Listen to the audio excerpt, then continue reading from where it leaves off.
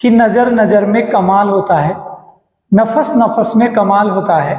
मंजिल को पाना तो आसान है मेरे दोस्त, मगर मंजिल पर टिकना कमाल होता है। इसी के साथ आज हम शुरुआत कर रहे हैं हिंदी साहित्य अंतरा भाग 2 के पाठ चंद्रधर शर्मा गुलेरी द्वारा रचे गए पाठ या रचित पाठ सुमेरिनी के मन के पाठ का सारांश। देखिए, पहले बात तो ये आती है, आखिर पाठ का सारांश किसे कहते हैं। जैसे हम सारांश की बात करते हैं तो पहला प्रश्न तो यही से शुरू होता है कि सारांश कहते किसे हैं। देखिए, सारांश से मतलब होता है पाठ के मुख्य बिंदु, आखिर इस पाठ में क्या है। सबसे पहले तो मैं आपको जब तक पाठ के मुख्य बिंदु ही नहीं समझाऊंगा तब तक आपको समझ में कैसे आएगा। अगर मैं इन चीजों को समझाना चाहूं तो पहले मुझे सारांश समझाना होगा। हम किसी भी पाठ को पढ़ते हैं तो भले हम पूरे पाठ को न पढ़े तो भी कोई दिक्कत नहीं है, पर पाठ का सारांश अच्छे से समझ में आना चाहिए। अगर पाठ का सारांश अच्छे से समझ में नहीं आता है तो ये समझ लीजिए वो किसी काम का नहीं। अब हम इस पाठ की बात करें, पिछली कक्षा में हमने चंद्रधर शर्मा गुलेरी का परिचय पढ़ा था। अब हम पढ़ रहे हैं पाठ का सारांश। सुमेरिनी के मन के नाम से 3 लघु निबंध हैं। पहले तो ये याद रखना है कि इस नाम से कितने लघु निबंध हैं? 3। पहली बात तो यहीं से शुरू होती है कि कितने लघु निबंध हैं? 3 लघु निबंध हैं। सुमेरिनी के मन के नाम से कितने लघु निबंध हैं? 3। पहले लघु निबंध का नाम है बालक बच गया। मैं ये जो पहले लिखने का काम कर रहा हूं, इस समय के अभाव के कारण कर रहा हूं ताकि आपका समय बचे, और जितना आपका समय बचेगा उतना ही आपको फायदा होगा। पहला लघु निबंध है बालक बच गया। दूसरा लघु निबंध है घड़ी के पुर्जे, और तीसरा लघु निबंध है ढीली चुन लो। देखिए, ये तीनों जो लघु निबंध हैं समाज की मूल समस्याओं पर विचार करने वाले निबंध हैं। तीनों निबंधों में समाज की जो मूल समस्याएं हैं उन समस्याओं पर विचार किया गया है। और कितने लघु निबंध हैं? 3 हैं। किसके द्वारा रचित है? पंडित चंद्रधर शर्मा गुलेरी, जिनका लेखक परिचय हमने पढ़ लिया था पिछली कक्षा में। अब हम बात करते हैं एक पहले वाले लघु निबंध की। पहले लघु निबंध का नाम है बालक बच गया। समझिएगा, बालक बच गया इस निबंध का मूल प्रतिपाद्य से मतलब है मूल भाव, मूल सारांश। तो मूल प्रतिपाद्य शिक्षा ग्रहण की, किसकी? शिक्षा ग्रहण की सही उम्र।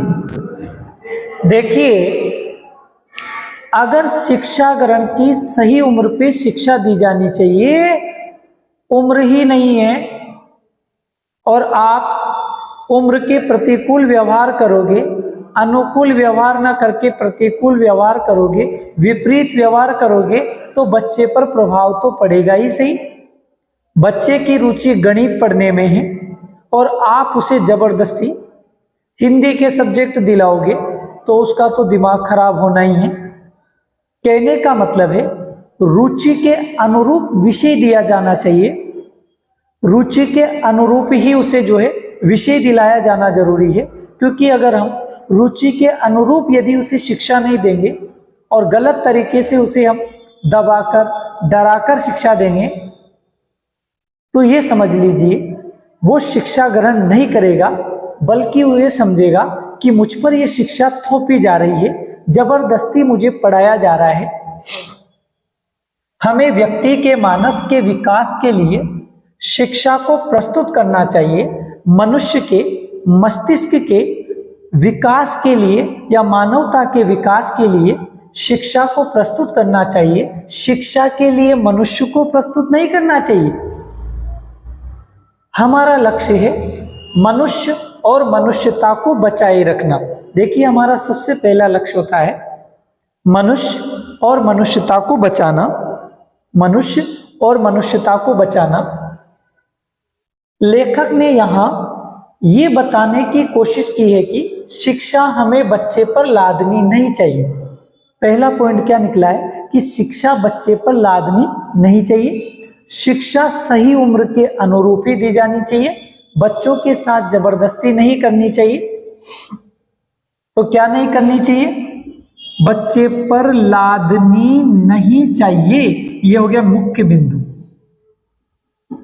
फिर आगे बढ़ते हैं। बल्कि उसके मानस में शिक्षा की रुचि पैदा करने वाले बीज डालने चाहिए। उसके मस्तिष्क में शिक्षा के प्रति रुचि पैदा करने वाले बीज डालने चाहिए, बल्कि जबरदस्ती नहीं करनी चाहिए। अगर हम बच्चे के साथ जबरदस्ती करते हैं तो ये समझ लीजिए कि बच्चा केवल एक रट्टू तोता बनकर रह जाता है, समझता कुछ नहीं। जिस प्रकार यहाँ इस लघु निबंध में यही बताया गया है कि एक बालक होता है जिसके पिता प्रधानाचार्य होते हैं। स्कूल में वार्षिकोत्सव का फंक्शन होता है। उस फंक्शन में, उस वार्षिकोत्सव में बच्चा स्पीच देता है और बच्चा कौन सी स्पीच देता है? रटी रटाई। जैसा उसे रटाया जाता है वैसा ही वो बोलता है। मगर एक बुजुर्ग व्यक्ति बच्चे से कहता है कि आपको क्या पसंद है? अगर तुम ये काम करोगे या ये बताओगे तो मैं तुम्हें इनाम दूंगा। मेरे प्रश्न का सही उत्तर दोगे तो मैं तुम्हें इनाम दूंगा। तुम इनाम में क्या लेना पसंद करोगे? क्या किताबें लेना पसंद करोगे? क्या लड्डू लेना पसंद करोगे? तुम आखिर क्या लेना पसंद करोगे? तो बच्चा सहज ही उत्तर देता है कि मुझे लड्डू लेने हैं। कहने से मतलब है बालक को सही उम्र के अनुरूप ही शिक्षा देनी चाहिए। बच्चों के साथ जबरदस्ती का व्यवहार नहीं करना चाहिए, क्योंकि जो बच्चों के साथ जबरदस्ती व्यवहार करते हैं, जबरदस्ती उन पर शिक्षा थोपते हैं, वो ये समझ लीजिए कि कभी बच्चों को सही मायने में शिक्षा नहीं दे पाते। वो केवल बच्चों पर शिक्षा लादते हैं, जिससे बच्चे का विकास अवरुद्ध हो जाता है। दूसरा टॉपिक पढ़ेंगे, घड़ी के पुर्जे। इसमें लेखक ने धर्म के रहस्यों को जानने पर धर्म उपदेशकों द्वारा लगाए गए प्रतिबंधों को, जो धर्म के उपदेशक होते हैं उनके द्वारा जो धर्म पर प्रतिबंध लगाए गए हैं, उनको घड़ी के दृष्टांत द्वारा, घड़ी के उदाहरण द्वारा, दृष्टांत से मतलब क्या होता है? उदाहरण। तो घड़ी के उदाहरण द्वारा बड़े ही रोचक ढंग से प्रस्तुत किया गया है। ठीक है, कहने का मतलब है कि धर्म के रहस्यों को जानने पर धर्म उपदेशकों द्वारा जो प्रतिबंध लगाए गए हैं, उन्हें घड़ी के दृष्टांत के माध्यम से बड़े रोचक ढंग से यहाँ प्रस्तुत किया गया है लघु निबंध में। मैं इन लघु निबंधों को अलग अलग करके भी पूरा समझाऊंगा, एक एक लिखकर। पहले मैं केवल पाठ का सारांश समझा रहा हूं, और सारांश मैंने आपको बताया। सारांश किसे कहते हैं? पाठ का मुख्य बिंदु, मुख्य भाव, आखिर इस पाठ में क्या है, वो चीजें मैं आपको बता रहा हूं। तीसरा टॉपिक है ढेले चुन लो। तो लोक विश्वासों में निहित अंधविश्वासी मान्यताओं पर, किन मान्यताओं पर? अंधविश्वासी मान्यताओं पर। क्योंकि आजकल हम क्या करते हैं, समाज में जो विचारधाराएं चली आ रही है उन पर आंखें मूंदकर विश्वास कर लेते हैं, भरोसा कर लेते हैं। जैसे इसमें बताया गया है कि कोई पुरुष मिट्टी के ढेले उठाकर लाता है, खेत की मिट्टी, खलिहान की मिट्टी, शमशान की मिट्टी, वेदी की मिट्टी आदि मिट्टियों को उठाकर लाता है और वह स्त्री के सामने उन मिट्टियों के ढेले को रख देता है। उनमें से जिस मिट्टी को स्त्री उठाती है उसे उसी अनुरूप समझा जाता है। जैसे यदि कोई स्त्री वेदी की मिट्टी उठाती है तो समझा जाता है कि उसके जो पुत्र पैदा होगा वो बड़ा विद्वान होगा, प्रकांड पंडित यानी विद्वान होगा, श्रेष्ठ होगा। यदि वह शमशान की मिट्टी उठाती है तो समझा जाता है कि ये औरत घर पर आने से पूरा घर शमशान की तरह हो जाएगा, पूरा घर का विनाश हो जाएगा। तो ये जो अंधविश्वास है, ये जो अंधविश्वासी मान्यताएं हैं, उन मान्यताओं के ऊपर क्या की गई है? चोट की गई है। किस निबंध में? ढेले चुन लो। दूसरा था घड़ी के पुर्जे, तीसरा है बालक बच गया। रटी रटाई चीजों से। तीनों निबंध समाज की मूल समस्याओं पर विचार करने वाले हैं। इनकी भाषा सरल है, इनकी शैली सरल है, भाषा शैली सरल है, बिल्कुल सरल निबंध है। और तीनों जो निबंध हैं समाज की मूल समस्याओं पर जो है विचार व्यक्त करते हैं। पहला निबंध है बालक बच गया, दूसरा जिसमें शिक्षा ग्रहण की सही उम्र के बारे में बताया गया है। दूसरा निबंध है ढेले चुन लो, जिसमें कोई पुरुष अलग अलग जगह की मिट्टी लेकर जाता है, जिसे स्त्री जिस मिट्टी को छूती है उसी अनुरूप उसका अर्थ निकाला जाता है और उससे विवाह कर लिया जाता है। और जो स्त्री शमशान की मिट्टी उठा लेती है, समझा जाता था कि ये औरत घर को बिल्कुल शमशान बना देगी, उससे विवाह नहीं किया जाता था। पर इसका मतलब ये नहीं होता था कि उस स्त्री का विवाह नहीं होता था, उसका विवाह होता था, पर यही तरीका दूसरा अपनाता था। फिर दूसरा व्यक्ति मिट्टी के ढेले लाता था, फिर वो चुनती थी। यदि वो दूसरी चुन लेती थी तो उसका विवाह हो जाता था। तीसरा लघु निबंध है घड़ी के पुर्जे।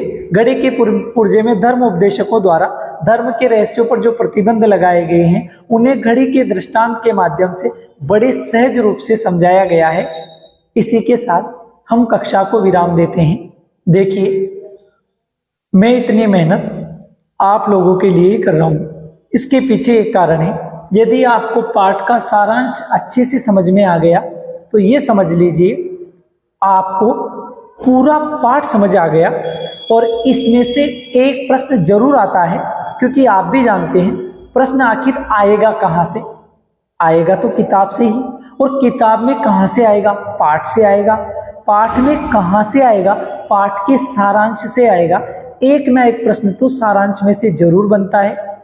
अगर मानो बोर्ड के प्रश्न पत्र में कोई सा भी प्रश्न आया, इससे रिलेटेड आया और आपको कुछ भी नहीं आता और आपको पाठ का सार याद है, और अगर आपने ऐसा ही सार भी यदि लिख दिया तो भी आपके नंबर पक्के हैं।